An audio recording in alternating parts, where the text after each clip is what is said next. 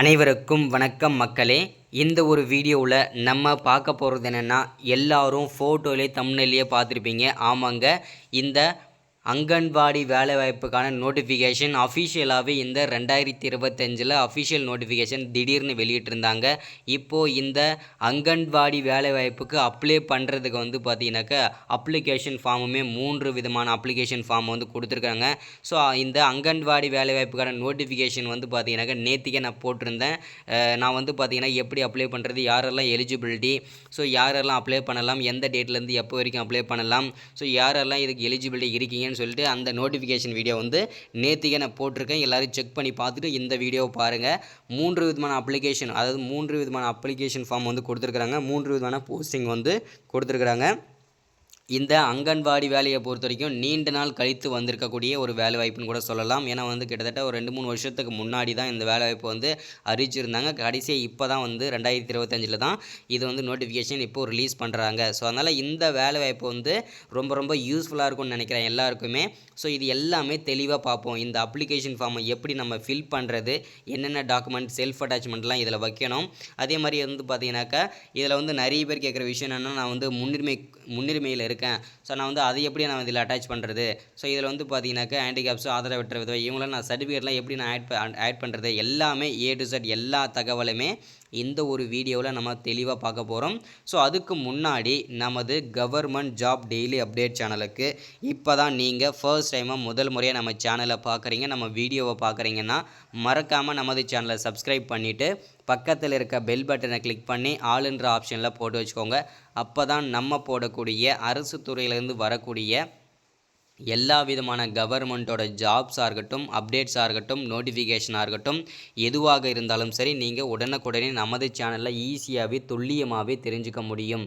So அது மட்டும் இல்லாமல் உங்களுடைய ஃப்ரெண்ட்ஸு, ரிலேட்டிவ்ஸ், கான்டாக்டில் இருக்கிறவங்க எல்லாருக்குமே நம்ம வீடியோவை ஷேர் பண்ணுங்கள். ஏன்னா எல்லாருக்குமே ஷேர் பண்ணிங்கன்னா இந்த ஒரு வேலைவாய்ப்பு ரொம்ப பயனுள்ளதாக இருக்கும். முக்கியமாக வீட்டில் இருக்கிற லேடிஸ்க்கு ரொம்ப ரொம்ப பயனுள்ள வீடியோவாக இது இருக்க போகுது. ஸோ முடிஞ்ச அளவுக்கு எல்லாருக்குமே ஷேர் பண்ணுங்கள். வீடியோவை ஸ்கிப் பண்ணாமல் முழுமையாக பாருங்கள். மறக்காமல் லைக் பண்ணிவிட்டு பாருங்கள். ஏன்னா நீங்கள் லைக் பண்ணுறதன் மூலிமா எல்லாருக்குமே ஷேர் ஆகும். நிறைய பேருக்கு நீங்கள் அடுத்தடுத்த வீடியோஸ் நம்ம போடுறதுக்குமே சின்ன ஒரு மோட்டிவ் நமக்கு கிடைக்க போகுது. ஸோ அதனால தான் முடிஞ்ச அளவுக்கு எல்லாருக்குமே ஷேர் பண்ணுங்கள். ஓகே, வாங்க வீடியோக்குள்ளே போகலாம். இப்போ பார்த்தீங்கன்னா நமக்கு இந்த அங்கன்வாடி வேலையை பொறுத்த வரைக்கும் 3 விதமான போஸ்டிங் கொடுத்துருக்காங்க இல்லையா. முதன்மை அங்கன்வாடி பணியாளர், குறு அங்கன்வாடி பணியாளர், அடுத்தது அங்கன்வாடி உதவியாளர்னு சொல்லிட்டு 3 விதமான போஸ்டிங்க்கு நோட்டிஃபிகேஷன் வந்திருந்தது. அதுக்கான அப்ளிகேஷன் ஃபார்முமே நமக்கு ஆஃப்லைனில் வெளியிட்டிருக்காங்க. ஸோ இதுதான் பார்த்தீங்கன்னா முதன்மை அங்கன்வாடி பணியாளருக்கான விண்ணப்ப படிவம். இதை பார்த்தீங்கன்னா 3 விதமான போஸ்டிங்க்கும் ஒரே சேமாக தான் இருக்கும். ஓகேங்களா. இப்போ முதன்மை அங்கன்வாடி பணியாளருக்கான விண்ணப்ப படிவத்தில் இதில் தலைப்பு மட்டும்தான் மாறும். ஓகேங்களா. இப்போ 3 விதமான போஸ்டிங் இருக்கு இல்லையா, 3 விதமான அப்ளிகேஷன்லையுமே இங்கே முதன்மை அங்கன்வாடி பணியாளர் பணிக்கான விண்ணப்பம் அப்படின்னு இருக்கு இல்லையா. இதில் அடுத்தது 2வது போஸ்டிங்கில் குறு அங்கன்வாடி பணியாளர் பணிக்கான விண்ணப்பம் அப்படின்னு இருக்கும். அடுத்தது அங்கன்வாடி உதவியாளருக்கான விண்ணப்பம் அப்படின்னு இருக்கும். இதில் தலைப்பு மட்டும்தான் மாறும், மீதி எல்லாமே சரிங்களா. ஸோ இதில் மனிதர் பெயர், அதாவது ஃபோட்டோ பாஸ் எல்லாமே சேமாக தான் இருக்கும். அதனால் இந்த ஒரே ஒரு அப்ளிகேஷன் ஃபார்மை நான் தெளிவாக எப்படி ஃபில் பண்ணுறதுன்றதை தெளிவாக சொல்லிடுறேன். அதை வச்சு நீங்கள் 3 விதமான அப்ளிகேஷன் ஃபார்மே ஃபில் பண்ணிடலாம். ஓகேங்களா. ஓகே, இப்போ ஃபஸ்ட்டு உங்களுடைய மாவட்டம் இங்கே மேலே அதுக்கு முன்னாடி பார்த்துருவோம். இது எங்கேருந்து கொடுத்துருக்காங்க அப்படின்றத, ஒருங்கிணைந்த குழந்தைகள் வளர்ச்சி பணிகள் திட்டம் முதன்மை அங்கன்வாடி பணியாளருக்கான விண்ணப்ப படிவத்தை யாரெல்லாம் ஃபில் பண்ணுறீங்களோ, ஸோ இது எலிஜிபிலிட்டி யாரெல்லாம் என்று எல்லாமே தெளிவாக அந்த வீடியோவில் சொல்லியிருக்கேன். இதுக்கு முன்னாடி வீடியோவில் அதை பார்த்துட்டு இந்த வீடியோவை பாருங்கள். அப்போ தான் தெளிவாக உங்களுக்கு புரியும் நான் எந்தெந்த அப்ளிகேஷனில் யாரெல்லாம் எந்தெந்த போஸ்டிங் அப்ளை பண்ணலான்றது. ஓகேங்களா. ஸோ ஃபஸ்ட்டு உங்களுடைய மாவட்டம், நீங்கள் எந்த மாவட்டமோ 38 மாவட்டத்தில் நீங்கள் எந்த மாவட்டமோ அந்த மாவட்டத்தை கரெக்டாக மென்ஷன் பண்ணிடுங்க. அடுத்து திட்டம்ன்றது பார்த்தீங்கன்னாக்கா ஒருங்கிணைந்த குழந்தைகள் வளர்ச்சி பணிகள் திட்டம் அப்படின்றதுலே அதை நீங்கள் எழுத வேண்டிய அவசியம் இல்லை. உங்களுடைய மாவட்டம் மட்டும் மென்ஷன் பண்ணுங்கள். ஸோ அடுத்தது ரைட் சைடில் வந்தீங்கன்னா புகைப்படத்துடன் கையொப்பம், அதாவது பார்த்தீங்கன்னாக்கா உங்களுடைய ஃபோட்டோ ஒட்டி அந்த பாக்ஸ்க்குள்ளேயே உங்களுடைய ஃபோட்டோ ஒட்டி, பாஸ்போர்ட் சைஸ் ஃபோட்டோ ஒட்டி அதுக்கு மேலே அந்த ஃபோட்டோ மேலே சைன் பண்ணுங்கள். ஓகேங்களா. கையெழுத்து போடுங்க. ஓகேங்களா. அடுத்தது உங்களுடைய ஃபஸ்ட்டு பார்த்தீங்கன்னாக்கா மனுதாரர் பெயர். ஓகேங்களா. ஸோ உங்களுடைய பெயர் உங்கள் சர்டிஃபிகேட்டில் எப்படி இருக்குதோ, ஓகேங்களா, உங்களுடைய 10வது மதிப்பெண் சான்றிதழ்லையும் 12வது மதிப்பெண் சான்றிதழ்லையும் இல்லை உங்கள் டிசிலையும் எப்படி இருக்குதோ அதே மாதிரி உங்களுடைய பேர் வந்து இருக்கணும். இனிஷியல் முன்னாடி இருந்தால் இனிஷியல் முன்னாடி, பின்னாடி இருந்தால் பின்னாடி இனிஷியல். ஓகேங்களா? ஸோ அதை வந்து கரெக்டாக பார்த்துக்கோங்க. அடுத்தது நீங்கள் தகப்பனார் பெயர் அப்படி இல்லைனா கணவர் பெயர். நீங்கள் கல்யாணம் ஆனவங்களாக இருந்தீங்கன்னா உங்களுடைய ஹஸ்பண்ட் நேம் போட்டுக்கலாம். ஸோ நீங்கள் ஆகாதவங்களாக இருந்தீங்க அப்படின்னா உங்களுடைய அப்பா பெயர் போட்டுக்கலாம். இது முழுக்க முழுக்க ஒரு பெண்களுக்கான வேலைவாய்ப்பு. அதை தெளிவாக உறுதிப்படுத்திக்கிறேன். ஓகேங்களா? ஸோ அதே மாதிரி மனுதாரர் இருப்பிட முகவரி, அதாவது நீங்கள் இப்போது கரண்ட்டில் எந்த அட்ரஸில் இருக்கீங்களோ அந்த அட்ரஸ் கரெக்டாக வந்து மென்ஷன் பண்ணணும். ஸோ தப்பு பிழை இல்லாமல். ஓகேங்களா? அட்ரஸ் எப்படி இருக்கணும் அப்படின்னா நம்பர் 9, அதே மாதிரி ஃபஸ்ட்டு டோர் நம்பரு, அதுக்கப்புறம் என்ன ஸ்ட்ரீட்டு, என்ன தெரு, அதே மாதிரி என்ன ஊர், என்ன ஊர், என்ன போஸ்ட்டு, என்ன தாலுக்கா, என்ன மாவட்டம், என்ன பின் நம்பரு. ஓகேங்களா? இதெல்லாம் கரெக்டாக மென்ஷன் பண்ணணும். அடுத்தது 4வதுல வந்து என்ன மாநகராட்சி, என்ன நகராட்சி, என்ன பேரூராட்சி, என்ன மண்டலம், கோட்டம், வார்டு, வட்டாரம், ஊராட்சி எண், இது எல்லாமே கரெக்டாக வந்து மென்ஷன் பண்ணுங்கள். அடுத்தது உங்களுடைய மாநகராட்சி என்ன, நகராட்சி, பேரூராட்சி, வட்டாரம், ஊராட்சி எண் பெயர், இது எல்லாமே கரெக்டாக மீண்டும் மென்ஷன் பண்ணிடுங்க. அடுத்தது அங்கன்வாடி பணியாளர் நியமனம் கோரும் மையத்தின் எண் மற்றும் பெயர் விலாசம். அதாவது நீங்கள் எந்த அங்கன்வாடி மையத்துக்கு அப்ளை பண்ண போகிறீங்களோ ஸோ அந்த அங்கன்வாடி மையத்தோட அட்ரஸ்ஸு. ஓகேங்களா? அட்ரஸ்ஸு, பேர் மற்றும் அதை விலாசம், அதை அட்ரஸ் வந்து கரெக்டாக மென்ஷன் பண்ணணும். அடுத்ததாக வந்து தற்போதைய கல்வி தகுதி. ஓகேங்களா? தற்போதைக்கு நீங்கள் என்ன படிச்சிருக்கீங்க, 10ஆவது படிச்சிங்களா, 12ஆவது படிச்சிருக்கீங்களா, ஸோ இது எல்லாமே கரெக்டாக வந்து மென்ஷன் பண்ணிடுங்க. அடுத்ததாக வந்து பார்த்தீங்கன்னாக்கா கல்வி எஸ்எஸ்எல்சி, அதாவது நீங்கள் 10ஆவது படிச்சிருக்கீங்கன்னா அதுக்கான சர்டிஃபிகேட்டையுமே இங்கே மென்ஷன் பண்ணலாம். ஓகேங்களா? அதோட சர்டிஃபிகேட் நம்பரு, அதே மாதிரி அதோட ஜெராக்ஸ் எடுத்து நீங்கள் அட்டாச் பண்ணலாம், செல்ஃப் அட்டாச் இதில். ஓகேங்களா? ஸோ அடுத்தது பிறந்த தேதி மற்றும் பூர்த்தி அடைந்த வயதுடன், அதாவது பார்த்தீங்கன்னா பர்த் சர்டிஃபிகேட் கண்டிப்பாக வேணும் இதுக்கு.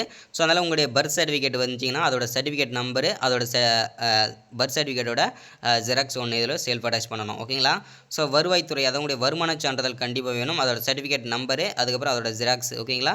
ஸோ இது ஒன்று. அடுத்தது எல்லோரும் முக்கியமாக இந்த இடத்த கவனிங்க.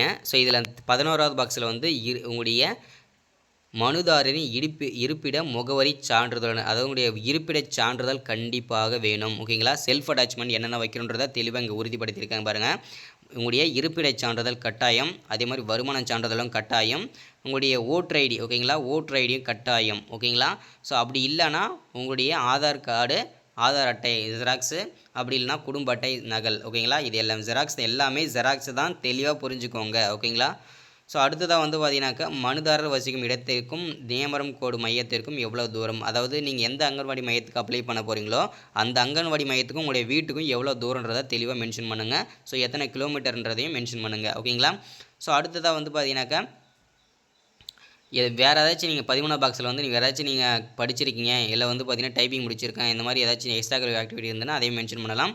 அடுத்து திருமண நிலை கேட்டிருக்காங்க. திருமண நிலை வந்து பார்த்தீங்கன்னாக்கா திருமணமானவர், விதவை, ஆதரவற்ற விதவை, கணவரால் கைவிடப்பட்டார், இது எதுவோ அதை கரெக்டாக மென்ஷன் டிக் பண்ணிவிட்டு மீதி எல்லாமே அடிச்சிருங்க, ஒரு கோடு போட்டுருங்க. ஓகேங்களா? ஸோ அடுத்தது வந்து பார்த்தீங்கன்னா எக்ஸ்ட்ரா கரிக்குலர் ஆக்டிவிட்டி. ஓகேங்களா? ஸ்போர்ட்ஸ் பர்சனாக இருக்கலாம், இல்லை வந்து பார்த்தீங்கன்னா வேறு ஏதாச்சும் எக்ஸ்ட்ரா கரிக்குலர் ஆக்டிவிட்டி இருந்ததுன்னா நீங்கள் மென்ஷன் பண்ணிக்கலாம். அடுத்தது ஒரு ஹேண்டிகேப்ஸாக இருக்கீங்கன்னா ஆம்னு கொடுங்க, இல்லைன்னா இல்லைன்னு கொடுங்க. ஆம்னா நீங்கள் வந்து என்ன பர்சன்டேஜில் வந்து ஹேண்டிகேப்ஸ், அதுக்கான சர்டிஃபிகேட் வச்சுருந்தீங்கன்னா அதுக்கான ஜெராக்ஸுமே நீங்கள் மென்ஷன் பண்ணிக்கலாம். அடுத்ததாக வந்து உங்களுடைய ஆண்டு வருமானம் கேட்டிருக்காங்க. ஸோ அதை வந்து கரெக்டாக மென்ஷன் பண்ணிடுங்க. மினிமம் வந்து 10,000க்குள்ளே போடுங்க. ஸோ பிற குறிப்புகள் ஓகேங்களா ஏதாச்சும் இருந்துச்சுன்னா மென்ஷன் பண்ணிக்கலாம். ஓகேங்களா? ஸோ கடைசியாக வந்து இடம், நாள், உங்களுடைய சிக்னேச்சர். ஓகேங்களா? கரெக்டாக வந்து மென்ஷன் பண்ணுங்கள். ஸோ அதை வந்து எந்த அட்ரஸ்க்கு அனுப்பணுன்றதையும் இன்னும் அவங்க வந்து அப்டேட் பண்ணலை. ஸோ அதனால் இதை அப்ளை பண்ணி வைங்க. ஸோ நான் எந்த அட்ரஸ்ன்றதை நான் வந்து அடுத்த வீடியோவில் வந்து தெளிவாக மென்ஷன் பண்ணி சொல்லிடுறேன். இடம், நாள் மட்டும் போடாதீங்க, உங்களுடைய சிக்னேச்சர் கூட போட்டுருங்க. ஓகேங்களா? ஸோ அடுத்தது எப்படி அப்ளை பண்ணணும், என்னென்ன குவாலிஃபிகேஷன்றது இதுலேயும் தெளிவாக கொடுத்துருக்காங்க. இதை நீங்கள் படித்து பார்த்துட்டு அப்ளை பண்ணிக்கலாம். ஓகேங்களா? ஸோ இதுதான் பார்த்தீங்கன்னா தெளிவாக கொடுத்துருக்காங்க. எல்லாருக்கும் எப்படி அப்ளை பண்ணுறது அப்படின்றத தெளிவாக புரிஞ்சிருக்கும்னு நினைக்கிறேன். ஸோ இன்னும் வந்து பார்த்தீங்கன்னா இதில் தெளிவாக கொடுத்துருக்கிறேன்னா அட்ரஸ், அதாவது எந்த அட்ரஸ்க்கு நம்ம அனுப்பணுன்ற அட்ரஸ் வந்து கொடுக்கல. ஸோ அதனால் வெயிட் பண்ணுங்கள், நான் எந்த அட்ரஸ்ன்றதை தெளிவாக மென்ஷன் பண்ணிடுறேன். ஸோ அந்த அட்ரஸ் நம்ம வந்து அனுப்பிடலாம். ஸோ இந்த வீடியோ எல்லோரும் ரொம்ப பயனுள்ளதாக இருந்திருக்குன்னு நினைக்கிறேன். ஸோ மறக்காமல் இப்போ தான் நம்ம வீடியோ பார்க்குறீங்கன்னா மறக்காமல் சப்ஸ்கிரைப் பண்ணிடுங்க, லைக் பண்ணுங்கள், ஷேர் பண்ணுங்கள். அடுத்த ஒரு முக்கியமான அரசு வேலை சந்திக்கிறேன். மறக்காமல் ஷேர் பண்ணுங்கள். தேங்க்யூ.